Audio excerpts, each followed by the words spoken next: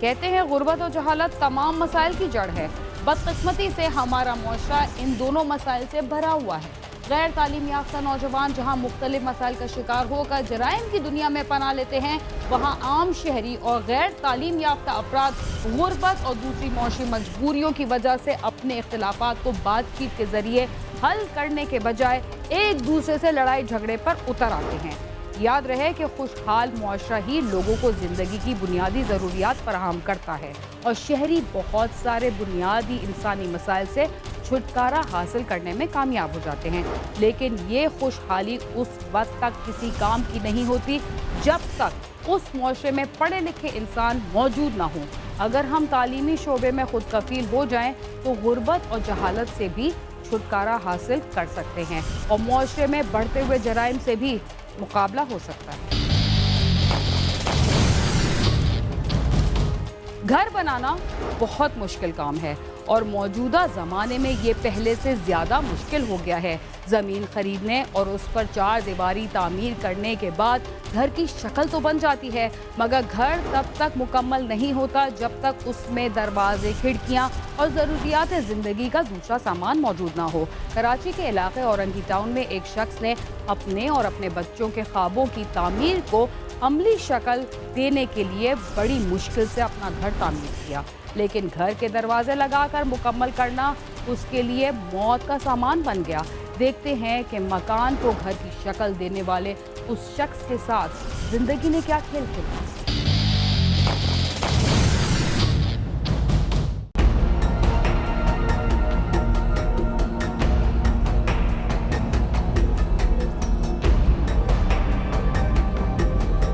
Video में दिखाई देने वाले 4 मासूम बच्चों के बाप ने अपने बीवी बच्चों का पेट काटकर उनके लिए औरंगी टाउन में मकान खरीदा, मगर नसीम नामी शख्स के पास इतने पैसे नहीं थे कि वो इस मकान में दरवाजे खरीद कर लगाता।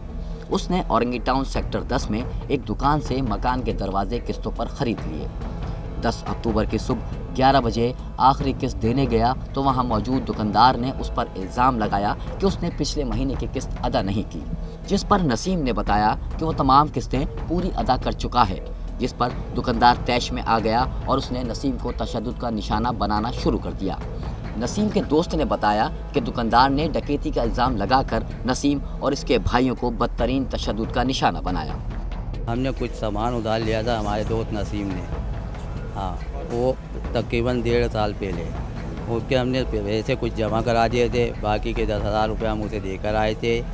वो उसने एंट्री नहीं किए थे पर्ची के अंदर, उसके पीछे पड्डा हुआ आएगा, कुछ इसका हिसाब करने गए थे, उस पर उसने जो है चमाट मार दिया उसे। फिर उसके बाद में इसके दोनों भाई गए तो उन्होंने बोला डकैती मारने आए हो आप मेरी दुकान में।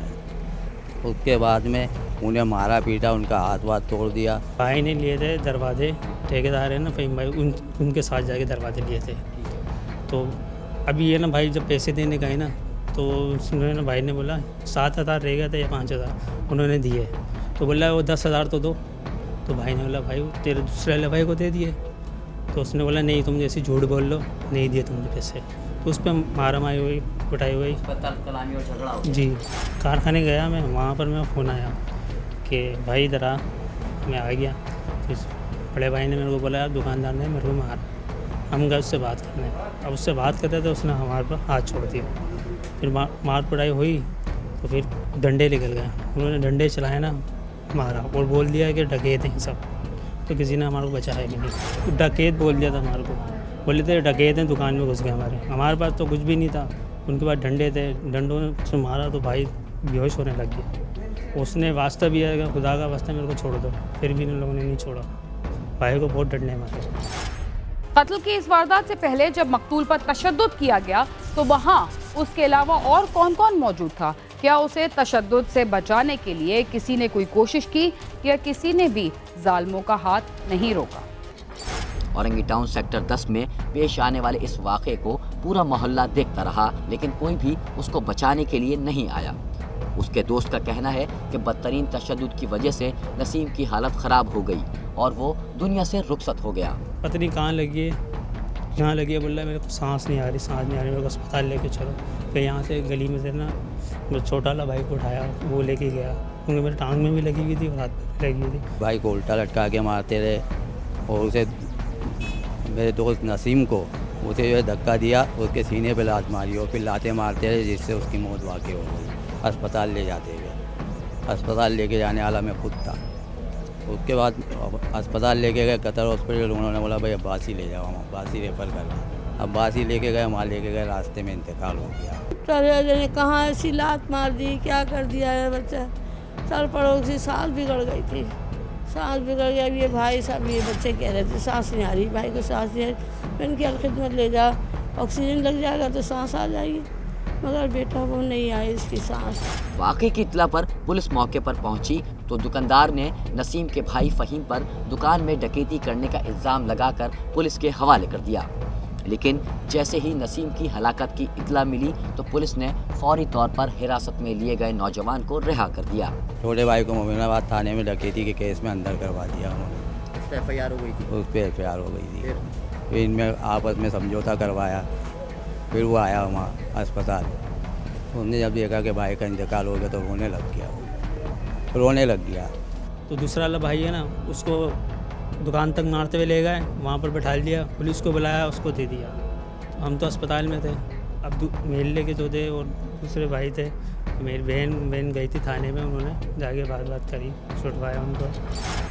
मकतूल क्या काम करता था और उसने ये मकान कब बनवाया था? क्या उसने किस्तों पर लिए जाने वाले दरवाज़ों की पूरी कीमत अदा कर दी थी या उसने कुछ मज़ीद पैसे भी अदा करने थे?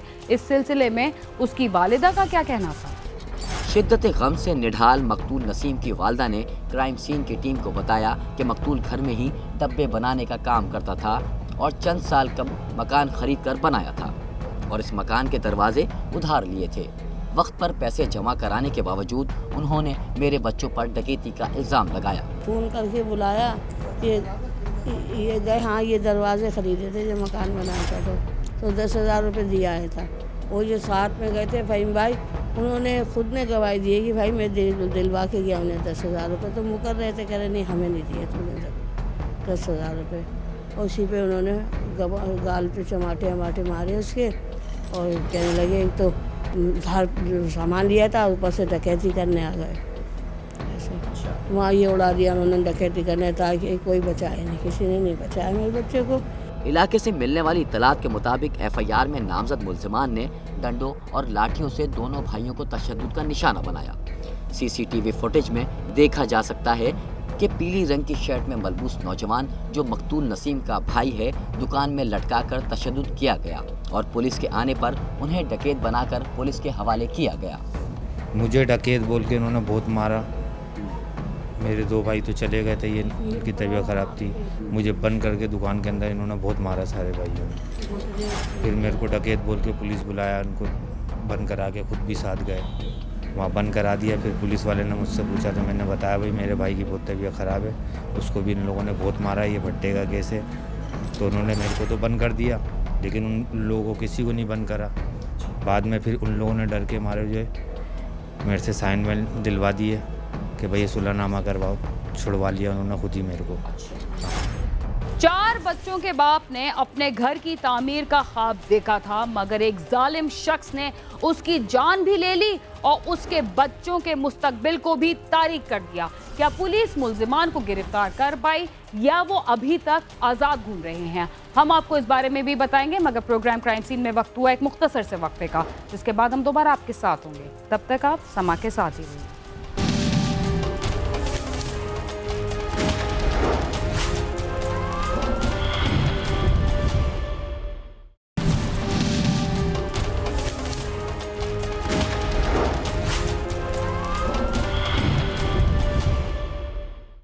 प्रोग्राम क्राइम सीन में एक बार फिर खुशामदीद।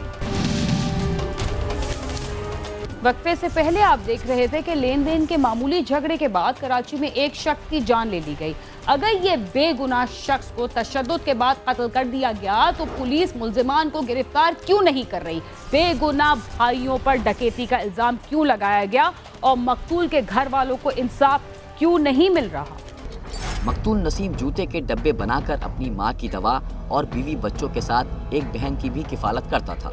वालिदा का कहना है कि जालिमों ने उनका हंसता बसता घर उजाड़ दिया है।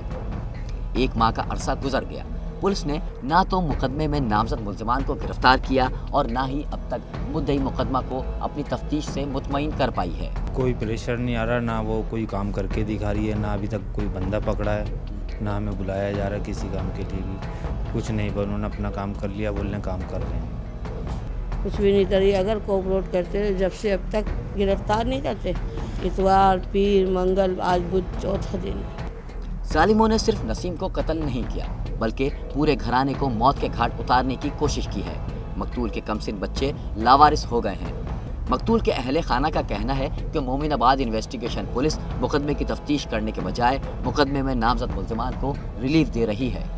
मकतूल की बेवा ने आला हुक्काम से अपील की है कि नसीम के कातिलों को गिरफ्तार करके इबरत का निशान बनाया जाए, जिन्होंने मासूम बच्चों को यतीम करके उनकी दुनिया उजाड़ दी है। कराची में जराइम की बढ़ती हुई वारदातों में जहां बहुत सारे अवामिल की बात की जा सकती है, वहां गुर्बत और बेरोजगारी भी एक बहुत बड़ी वजह है, जिसकी वजह से मामूली बातों पर होने वाले झगड़े बाज़ दफ़ा बड़े बड़े जराइम को जन्म देते हैं। कैमरामैन मोहम्मद उस्मान और नईम खान के साथ खुर्रम गुलजार, समा, कराची।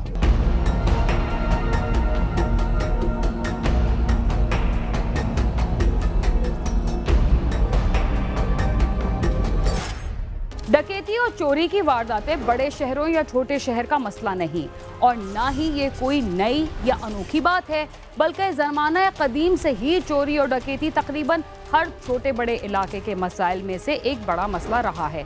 पहले खाली हाथों, डंडे, चाकू और अब असलहे के जोर पर लूटमार होती रही और जराइम की दुनिया से जुड़े कई मुल्ज़िमान का अपने इलाके और आसपास के इलाकों में इतना खौफ होता है कि उनकी एक फ़ोन कॉल या पैगाम पर ही लोग खुद लुटने को तैयार हो जाते हैं।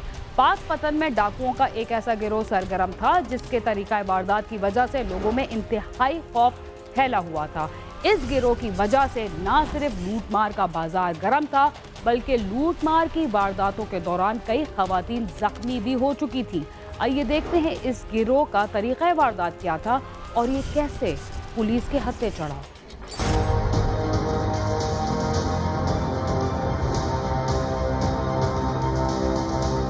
पाकपतन शहर में मोटरसाइकिल सवार गिरोह की तरफ से पे दर पे वारदातों से शहरी इंतहाई परेशान थे। ऊपर से ये गिरोह राहगीर खवातीन, खुसूसन बूढ़ी खवातीन के कानों से बालियां नोचता था, जिससे न सिर्फ वो तलाई बालियों से महरूम हो जाती बल्कि कान पर कट लगने से शदीद जख्मी भी होती थी, जिससे खवातीन में काफी खौफ फैला था। इस गिरोह ने चंद रोज कबल अपने खावंद और बच्चों के साथ कार में जाती हुई लेडी डॉक्टर को रोककर लाखों के जेवरात और नकदी लूट ली, जिस पर डॉक्टर बरादरी की तरफ से पुलिस पर दबाव बढ़ा। डीपीओ पाकपतन ने इस गिरोह की गिरफ्तारी के लिए खुसूसी पुलिस पार्टी तश्कील दे दी। डॉक्टर शबाना अपने हस्बैंड और बच्चों के हमरा अपने अजीज के घर जा रही थी, उसकी एंगेजमेंट थी अजीज की।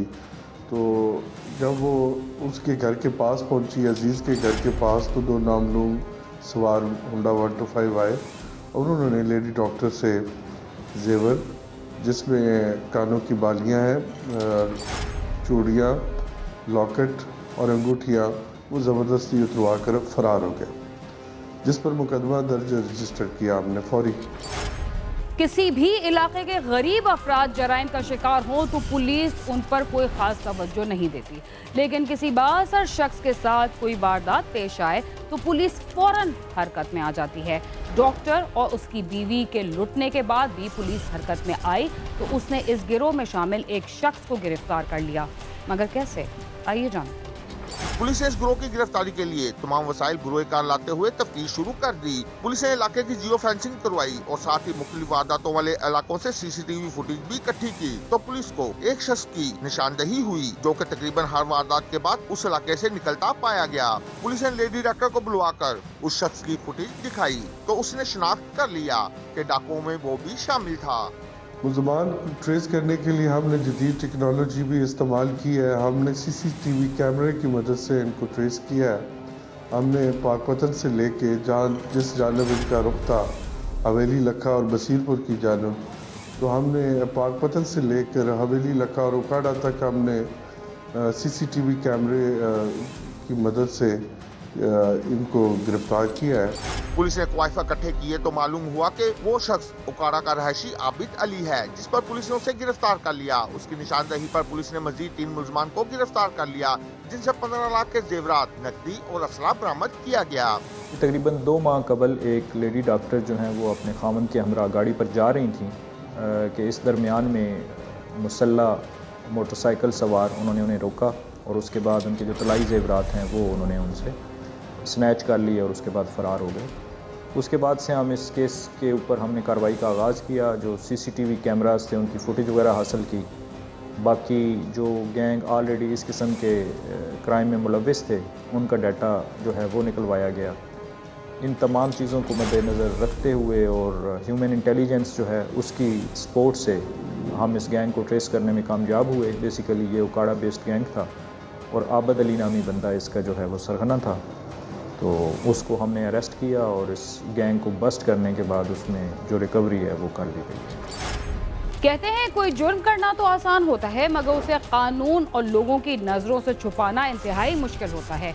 देखते हैं ये गिरोह हर वारदात के बाद लूटा हुआ माल लोगों और कानून की नज़र से कैसे बचाकर अपने ठिकाने पर ले जाता था।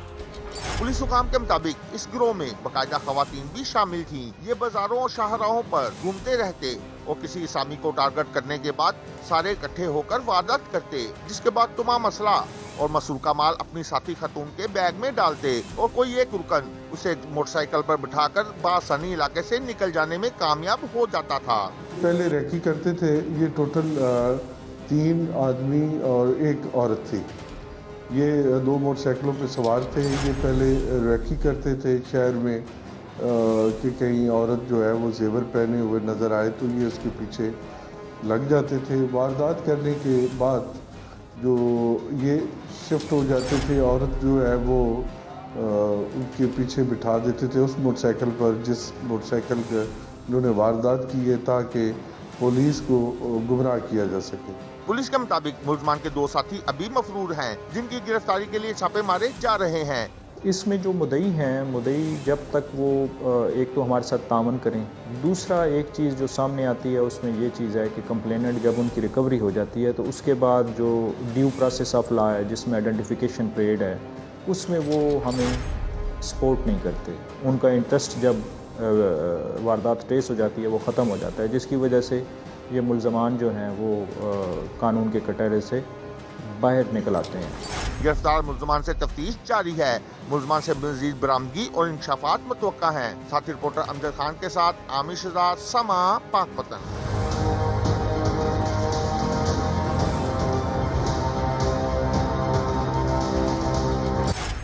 छोटे शहरों के मज़ाफ़ाती इलाकों में पुलिस की गश्त और मुल्ज़िमान की निगरानी इंतहाई मुश्किल काम होता है, जिसका फ़ायदा उठाते हुए छोटे छोटे जराइम में मुलव्विस मुल्ज़िमान बड़ी वारदातों में भी मुलव्विस हो जाते हैं और पुलिस के लिए भी मसला बन जाते हैं। लेकिन पुलिस दयानतदारी से उन्हें गिरफ्तार करने की कोशिश करे तो उनसे छुटकारा भी पाना मुश्किल है। इसके साथ ही क्राइम सीन अपने इख्तिताम को पहुंचता है। अगर आप हमसे रब्ता करना चाहते हैं तो हमारा पता है cs@sama.tv।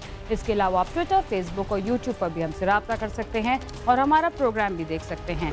बीना खान और क्राइम सीन की टीम को इजाज़त दीजिए और देखते रहिए समा।